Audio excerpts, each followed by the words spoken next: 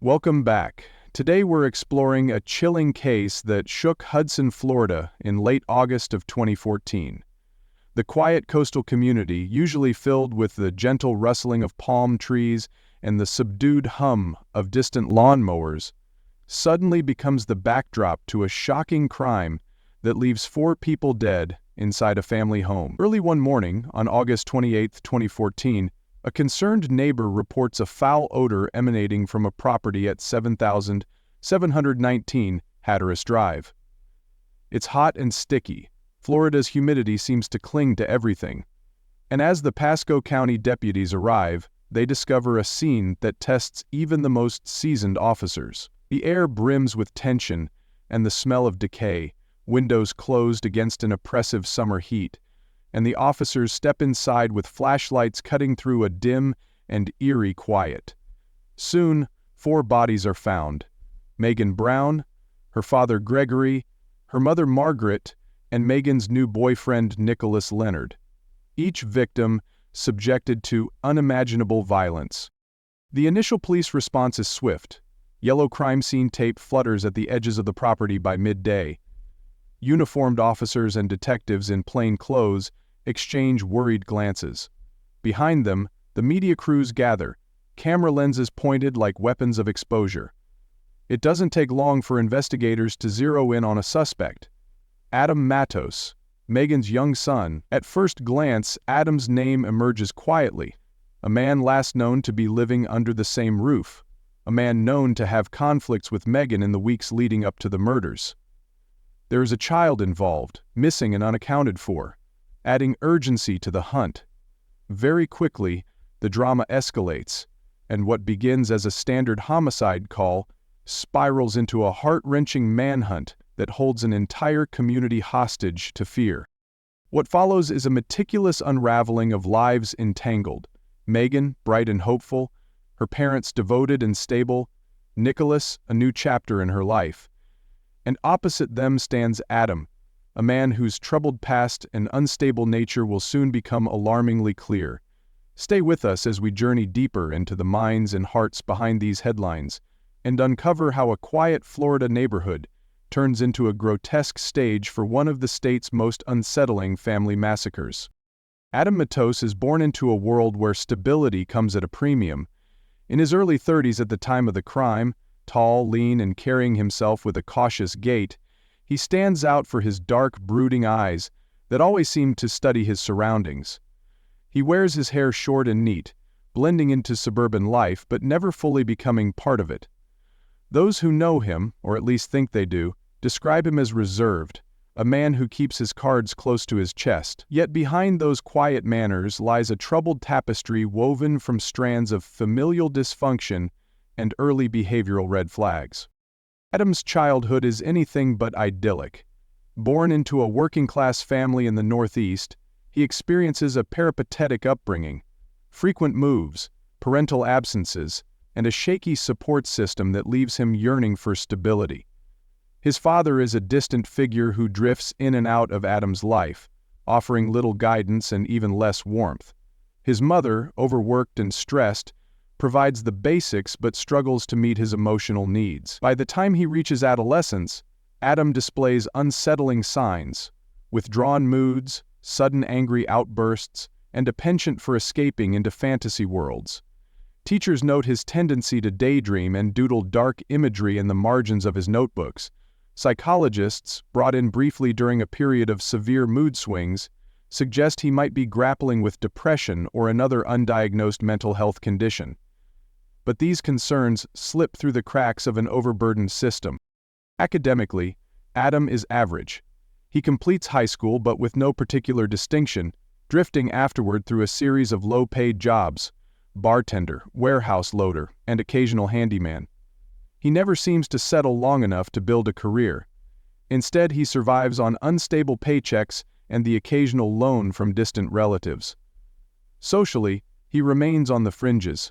He is not one to attend big gatherings or forge lasting friendships. Instead, he latches onto individuals who show him kindness, often too intensely, and when these connections falter, his resentment simmers quietly beneath a polite surface. Romantic relationships prove equally fraught. He has several short-lived affairs, each ending in dramatic fights or tearful partings. Some ex-girlfriends describe him as jealous, possessive, and prone to alternating bouts of intense affection and cold detachment. By the time he meets Megan Brown, Adam has little to show for himself. No stable career, no savings, and a growing sense that life has passed him by. He nurses private insecurities about masculinity and success. On social media, his few posts show him holding on to fleeting hobbies: fishing, playing video games, reading conspiracy theory forums. He is perpetually in financial trouble, borrowing from friends who soon learn he rarely pays back. This precarious existence breeds desperation and a longing for control over at least one aspect of his life. Megan Brown, by contrast, is the sort of person who brings light into a room. In her mid-20s, she is sunny and warm, with a smile that radiates kindness. She lives with her parents, Gregory and Margaret Brown, a stable and loving couple who have invested their lives into ensuring their daughter and her older brother have every opportunity possible. Megan grows up in a home defined by encouragement, family dinners, weekend trips to the Gulf beaches, and an emphasis on education and personal growth. Gregory works a steady job in the telecommunications industry, while Margaret is active in community volunteer work. Megan's upbringing is secure, and she emerges as a gentle soul with a passion for caring for others. She studies to become a veterinary technician, drawn to animals and their unconditional love. Surrounded by a network of supportive friends, she cherishes small gatherings, game nights, and Sunday morning coffee with her parents. She looks forward to building a career, settling down, and starting a family. It's at a local event, some say a casual barbecue introduced by mutual acquaintances, where Adam and Megan first crossed paths in 2012. Adam, still new to Florida after drifting down from the Northeast, strikes Megan as quiet but polite. They chat over paper plates of grilled chicken and potato salad. Megan's laughter is soft, encouraging him to open up. Adam, for the moment, seems harmless, even attentive. They exchange phone numbers and soon begin spending time together. The first few months are unremarkable but pleasant. Movies at home, walks along the coast, quiet dinners at low-key restaurants. Megan sees a man who might just need understanding.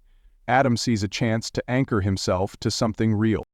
In mid-2013, Megan discovers she's pregnant. The news brings a mixture of joy and apprehension. Her parents are cautiously supportive, her friends optimistic. Megan's eyes shine with the thrill of impending motherhood. She imagines her future, a home filled with love, family holidays, and a stable partnership. But from the start, something about Adam's reaction feels off. He says the right words. He's happy, he'll stand by her, but there's a tightness in his smile, a reluctance in his voice. He struggles to hold steady jobs, and his inability to contribute financially strains their relationship. Megan tries to remain patient, believing love and communication can solve these problems. But as the pregnancy progresses, underlying tensions bubble to the surface. Adam grows jealous and controlling. He resents Megan's closeness with her parents, who he feels undermine his role. Megan tries to include him in decisions about the nursery, medical appointments, and future plans, but he drifts in and out, sometimes engaged, sometimes distant. When their son is born, Megan's world shifts. She adores the baby, and her parents step in with unwavering support. Adam, however, seems conflicted. On good days, he cradles the infant and marvels at the tiny fingers. On bad days, he withdraws, complaining about money or muttering darkly about feeling like an outsider in her family's home. Megan tries to keep the peace, but as months pass, fights become more frequent. There are allegations of domestic disputes. Neighbors recall hearing raised voices late at night. Megan begins confiding in a close friend that Adam's mood swings frighten her. Her parents grow wary, their faces etched with worry whenever Megan tries to cover bruises with long sleeves or explain away Adam's angry outbursts as just stress. By August 2014, the relationship is all but over. Megan, determined to move forward, reconnects with an old acquaintance, Nicholas Leonard, who represents something Adam cannot: stability and genuine caring. Megan's decision to move on to allow Nicholas into her life and home pushes Adam's insecurities into overdrive. He still lives at the Brown household, complicating matters. It's a strange arrangement, with Adam sleeping in one part of the home and Megan, along with Nicholas, forging a new bond in another. Her parents look on uneasily, hoping Adam will leave amicably, not wanting a confrontation, but aware of his simmering resentment. Hudson, Florida in 2014 is a community in flux. The housing market has begun a slow recovery after the recession, and families who once felt financial strain are starting to breathe easier. The area is known for its canals and access to the Gulf of Mexico, attracting a mix of retirees, working-class families, and snowbirds escaping northern winters. The Brown family's neighborhood is a quiet corner of Pasco County, where children bike in cul-de-sacs, retirees tend rose bushes, and modest stucco homes line streets named after coastal destinations. The humid August air presses down like a damp blanket, and that summer's storms have been sporadic but intense. On the morning the neighbors notice something amiss, the sky hovers between pale sunlight and the threat of an afternoon thunderstorm. Cicadas drone in the background, and the humidity is so thick that everyone stays indoors until late evening. In this seemingly idyllic environment, the Brown home stands as a cozy, well-kept property. There's a white mailbox with the family name carefully painted, a neat lawn, and a small driveway leading to a garage. Only a few days earlier, neighbors would wave at each other, remark on the heat, and think nothing of the Brown residence beyond it being home to a pleasant family. If one were to drive a few blocks over, they'd find the local grocery store, a family-owned diner, and a park where parents watch their children squeal with delight on swings. Crime here is mostly petty, car break-ins or minor vandalism. A quadruple homicide is unthinkable. In August 2014, the national mood is still uneasy, with distant headlines of unrest elsewhere, but Hudson feels sheltered. Recent local events include a community yard sale and a civic meeting discussing noise ordinances. Nothing prepares anyone for what is about to unfold in the Brown home. The property at 7,719 Hatteras will soon become a grim landmark, a warning that even in quiet suburbs, danger can lurk behind pastel walls and well-trimmed hedges. Inside the Brown home, tensions mount quietly. The living room, where family photos line the shelves and a ceiling fan lazily stirs the air, becomes the stage for hushed arguments. Megan and Nicholas try to plan their future.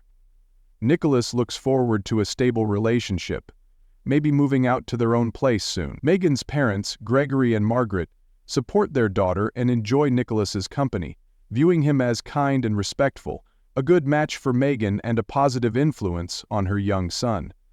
Meanwhile, Adam slinks around the periphery, his presence increasingly unsettling.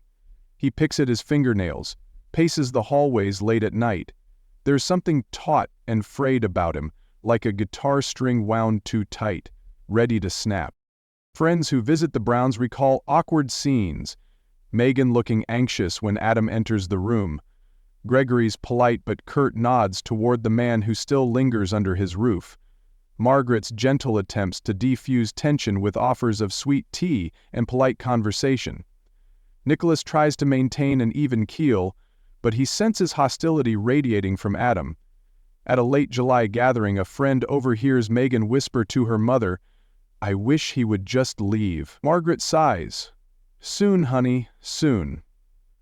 Gregory, ever the practical patriarch, hopes to solve it quietly.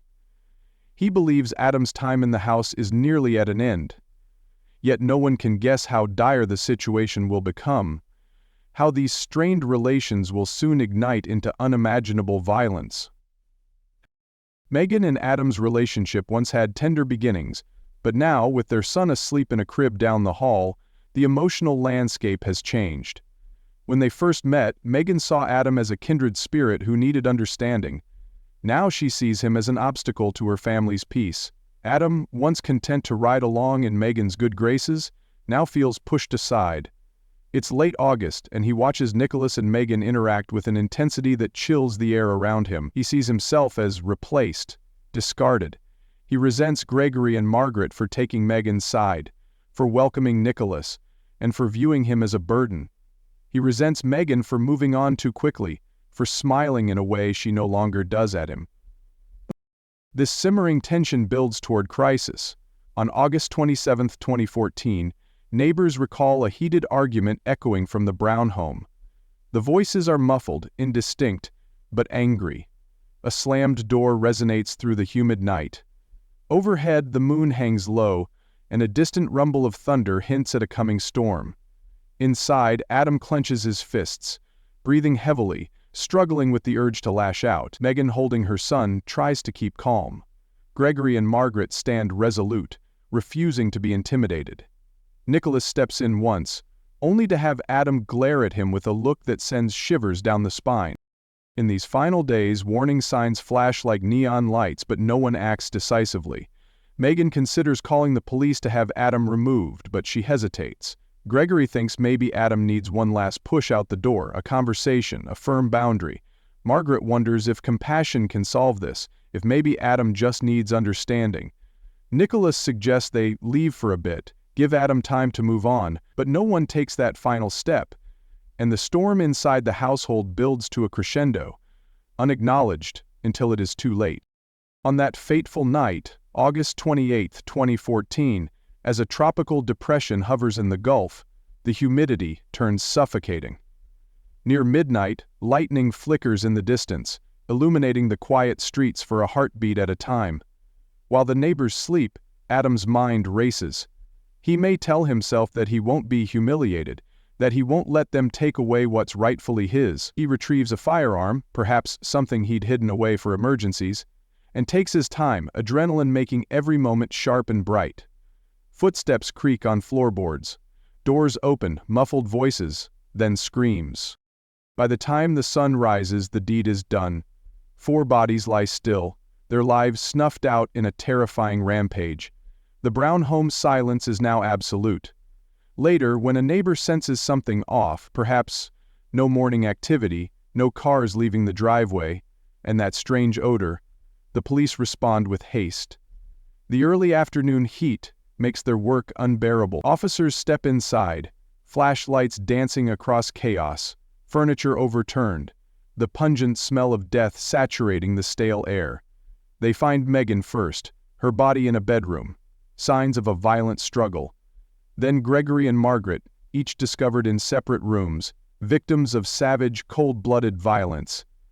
Nicholas is found last, his future with Megan destroyed before it could blossom. A crime scene investigator notes that the thermostat is set low, the air conditioner humming, as if Adam tried to slow the decay. Blood spatter patterns tell a story of movement, confrontation, desperate attempts to escape. Items are scattered, a half-drunk glass of water on the kitchen counter, a television remote discarded by a couch.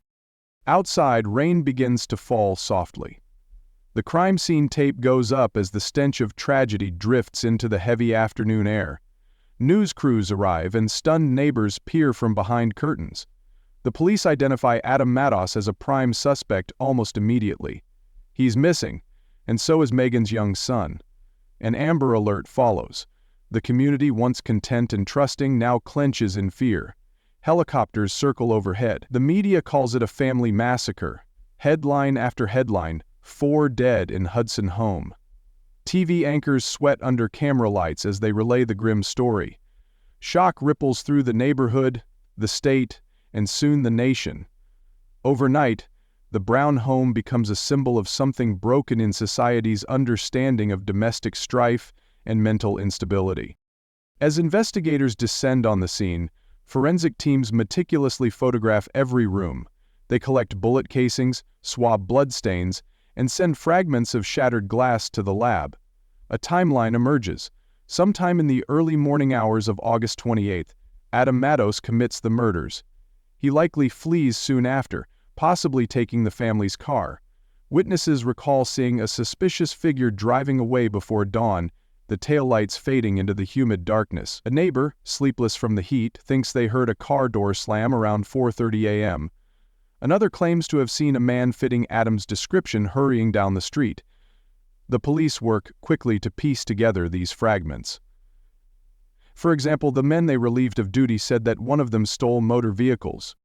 In the days that follow, a massive manhunt begins. Adam is spotted at a nearby hotel, then at a local convenience store.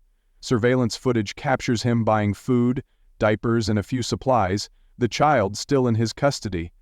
The community holds its breath. Will the police catch him before he harms the child? News stations cycle through Adam's mugshot and images of Megan and her family laughing at a summer barbecue, the painful juxtaposition of life and death. Experts appear on morning shows, psychologists explaining how an unstable, jealous partner can become lethal under pressure. Domestic violence advocates speak out, urging families in similar situations to seek help before it's too late. Detectives reconstruct the murders step by step. The forensic experts find that each victim appears to have been killed with a firearm, likely a handgun. Trajectory analysis suggests close-range shots. There are signs of a struggle in the hallway, a broken vase, scatterings of papers, a kicked-over chair. Blood spatter on the walls suggests strewn personal belongings strewn on the bed.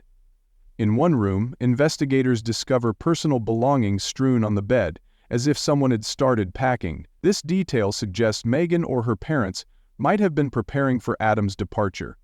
They find no note, no explanation, only silence. As the investigation deepens, interrogation becomes key. Law enforcement interviews neighbors, friends, and relatives. Someone recalls that Adam and Megan argued recently about money and custody. Another mentions that Adam seemed more withdrawn than usual, pacing the driveway at odd hours. Forensic specialists inspect Adam's social media posts, text messages, and emails, piecing together a psychological profile of a man who felt cornered and humiliated, a man who saw violence as his only escape from a perceived injustice. The police trace his financial transactions. He withdraws cash from an ATM 2 days after the murders, and the camera captures a man who looks thinner, gaunt, sweat glistening on his forehead, eyes darting nervously. As the timeline solidifies, authorities track down Adam at a downtown Tampa hotel on September 5, 2014. A SWAT team surrounds the building, negotiators call out through a megaphone. After tense hours, Adam surrenders. The child is unharmed, a miracle in a tragedy so dark. The arrest itself is quiet and methodical. Officers cuff Adam's hands behind his back, his head lowered, avoiding the flashing cameras. As he's led away, reporters shout questions he will not answer. Charges follow swiftly, 4 counts of first-degree murder. The state prepares a formidable case. In pretrial hearings, attorneys spar over evidence, admissibility of certain forensic findings, and the psychological profile of the accused. The community watches from afar, shaken. Court appearances began in earnest in 2017. In a small, climate-controlled courtroom, prosecutors lay out their case with grim determination. They show crime scene photos. Faces blanch and murmurs ripple through the gallery. The defense tries to raise doubts about Adam's intent, possibly hinting at mental instability, but the prosecution's narrative is too strong. Witnesses testify. A friend of Megan's speaks tearfully about her fear of Adam. A forensic psychologist explains how Adam's pattern of jealousy and possessiveness escalated. The jury sees surveillance footage of Adam at the convenience store, calm and methodical after the killings, buying supplies with a disturbing composure. This is the expert seeking a diagnosis. The trial stretches for weeks. Expert testimonies detail ballistic matches, DNA findings, and Adam's incriminating text messages. Prosecutors paint a picture of premeditation and cold-blooded murder. The defense struggles to counter the overwhelming evidence. In closing arguments, the prosecution demands justice for Megan, Gregory, Margaret, and Nicholas. 4 lives lost forever. The jury deliberates. Tension palpable. Reporters gathered outside the courthouse under a hot Florida sun. When the verdict is read, guilty, on all counts, a hush falls, followed by quiet sobbing from victims' family friends. Adam remains expressionless, eyes fixed on the floor. Sentencing is swift. The judge imposes the harshest punishment possible. The legal proceedings carry through appeals, but the outcome is the same. Adam Matos will spend the rest of his life behind bars. The legal chapters close with a sense of finality and sorrow. Outside the courthouse, local residents talk about how something so monstrous could happen in their quiet town. Many have fallen in love with their perpetrator, seeking reconciliation. In the aftermath, the Brown family's surviving relatives struggle to comprehend the loss. A memorial service is held in a local church, where white lilies line the altar, and photographs of the victims smile gently at mourners. The community comes together, delivering casseroles, offering prayers, and holding candlelight vigils. Hudson's residents are forever changed. No longer do they assume their neighbors' disputes are harmless. The media coverage is extensive, with local channels running special segments on domestic violence prevention. Charities form in the victims' names. Advocacy groups push for more resources for those trapped in abusive relationships. Local police implement new protocols, encouraging citizens to report suspicious behavior sooner and expanding community outreach programs. Over time, the tragedy becomes a cautionary tale. High school sociology classes discuss warning signs of domestic violence, and local legislators consider funding more women's shelters and mental health clinics. News analysts connect this case to a broader pattern: a frustrated partner who feels cornered, a household that fails to see the depth of danger until it's too late. Experts argue that we must learn to intervene earlier. They stress that we must recognize controlling behavior as a precursor to lethal violence. Though years pass, the memory lingers. Hudson remains a lovely spot along Florida's Gulf Coast, but its people carry a heavier awareness of human darkness. The Brown home is eventually sold, remodeled, its walls painted fresh colors, but neighbors will always recall what happened there. On anniversaries, some leave flowers by the mailbox, a quiet tribute. The family's legacy endures in scholarships and local animal rescue fundraisers, causes Megan would have cherished. We end this story not just with sadness, but with a reminder that such cases, as horrific as they are, offer lessons. Domestic violence is a silent killer, lurking behind drawn curtains and polite smiles. Psychologically, Adam Matos exemplifies how untreated mental instability and unaddressed jealousy can metastasize into atrocity. Megan and her family's murder underscores the need for vigilance, communication, and intervention. The tragedy does not define the victims' lives. They remain remembered for their kindness, love, and hopes. Thank you for joining us through this haunting journey into the heart of darkness that struck Hudson, Florida in 2014. Don't forget to like and subscribe for more true crime stories and leave your thoughts in the comments below. Have you heard of similar cases? Or do you have insight into how communities can better protect vulnerable family members? Let's discuss. And if you're drawn to cases that explore the psychological depths of domestic violence and the dire need for prevention, consider looking up the stories of other perpetrators who gave off warning signs long before tragedy struck. Each narrative can bring us closer to understanding and preventing such horrors in the future. We'll continue our search for the truth after this quick ad break for Case WB on Copenhagen.